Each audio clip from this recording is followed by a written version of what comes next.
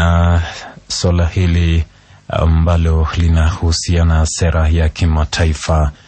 Je, serikali ya Rais William Ruto ni mwelekeo upi hasa imekuwa ikiangazia, ama mkondo upi imekuwa ikifuata katika utekelezaji wa sera yake? Changamoto zimekuwa ni zipi?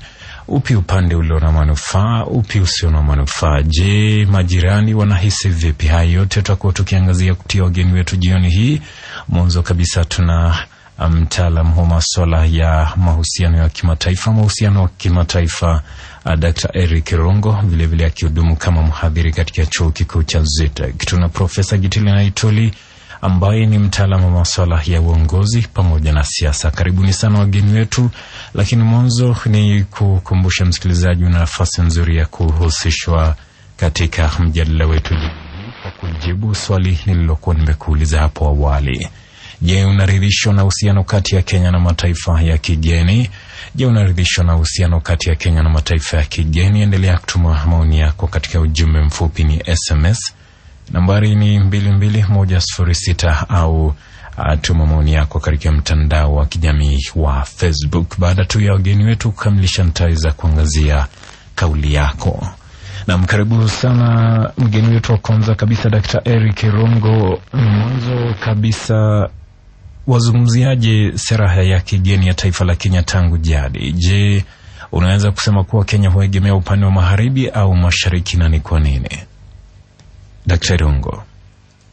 Sababu kubwa ambayo imeweza kuhakikisha kwamba mambo kama haya yanafanyika ni kwamba ile sera yetu ya kigeni pale tulipojizolea uhuru ilikuwa sana inaegemea sana yale mambo ambayo yalikuwa yamewekwa na wakoloni Waingereza, na zile hatua ambazo walikuwa wameziweza kuzianzisha. Na kwa hivyo utawala wa Kiafrika ulipoingia mamlakani, basi ikawa ni kuendeleza, ikawa ni sera ambayo ilikuwa ni endelevu kuhakikisha kwamba tunaangazia mambo ambayo yalikuwa yamesha wekwa katika ule mustakabali wa ukoloni. Lakini katika huu uhusiano wetu, haswa sera yetu ya kigeni kuelekea mashariki, imeweza kuafikiwa kutokana na vikwazo fulani, kama kujaribu kuhakikisha kwamba tunatafuta mataifa mbadala ambayo yanaweza kutusaidia katika kuendelea kwetu na kustawi kwetu kiuchumi na haswa katika mambo mengine, na pia kwamba kujaribu kujinasua na ule mtego ambao ulikuwa umewekwa sana na mataifa ya magharibi. Rais William Ruto na utawala wake wa Kenya Kwanza wamejikuta katika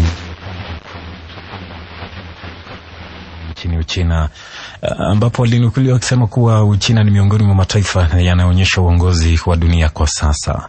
Matamshi hayo hayakufurahisha Marekani. Kwa sasa baadhi ya wabunge kule Marekani, utakumbuka kwamba wameonyesha wasiwasi kuhusu ripoti za baadhi ya raia wa Kenya kushiriki katika vita vya Urusi na Ukraine. Hili linaashiria nini kuhusu msimamo wa Kenya katika siasa za kimataifa? Naam, matamshi ambayo aliweza kutoa rais kule nchi ya Uchina, tukiyaangazia tutaona ni kwamba yana ukweli mkubwa sana, kwa sababu hakuna mtu ambaye anaweza kupinga ya kwamba nchi ya Uchina ni miongoni mwa nchi ambazo kwa sasa zinaongoza duniani. Ukiangalia katika nyanja ya kiuchumi na pia kijeshi na pia katika masuala mengine ya kisiasa, so ukiangalia siasa za kimataifa, unaona ya kwamba nchi ya Uchina imepiga hatua kubwa sana. Ikumbukwe kwamba pale ambapo vita vya Ukraine vilipokuwa vinaanza, kulikuwa na ripoti ambazo pia ziliweza kuripotiwa kwamba kuna baadhi ya watu, ilisemekana pia kuna baadhi ya Wakenya ambao walikuwa wamejitolea na kwenda kupigana vile vita upande wa Ukraine. Kwa hivyo swali hapa pengine ni hawa Wakenya wako upande gani? Nadhani hapana sababu kubwa sana ya kuweza kutukashifu sana, kwa sababu Wakenya wameenda kupigana wakiwa upande wa Urusi. Iwapo Wakenya wangekuwa napigana upande wa Ukraine, sidhani kama huu kelele ungekuwa unapigwa kwa sasa. Kenya iko kwa hilo ikizingatiwa kwamba taifa hili limewahi kulaumiwa kwa kuingilia masuala ya ndani ya mataifa mengine kama vile Sudan. Kenya iko wapi hasa kwa sasa katika sera yake ya kigeni? Kwa sasa sera ya kigeni ya Kenya imeweza kupiga hatua kubwa sana, kwa sababu ikumbuke ya kwamba mwaka 2024 paliweza kuwa na badiliko katika sera ya kigeni ambayo ilikuwa tawali ni ile ya mwaka 2014, na kwa sasa kuna vigezo 8 ambavyo ndivyo mihimili mikuu ya sera yetu ya kigeni, na tunafanya vizuri niseme, lakini katika utekelezaji wake ndipo naweza kusema kidogo panaonekana pakiwa na tatizo.